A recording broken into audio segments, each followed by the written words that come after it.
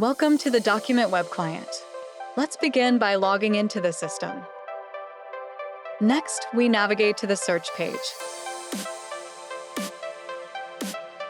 Switch over to the Document Search tab to begin finding documents. Let's try an example. Type environment into the search field and reset filters to start fresh.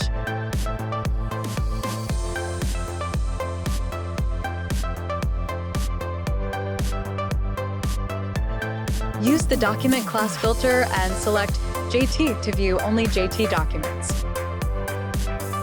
Want to search by project? Use the project number filter to focus on a specific project.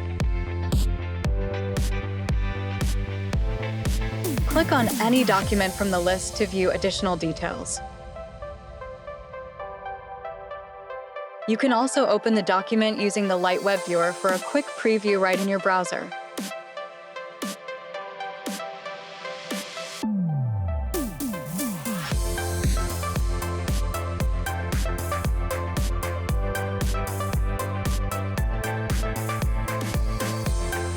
Finally, download the document directly to your device when you're ready.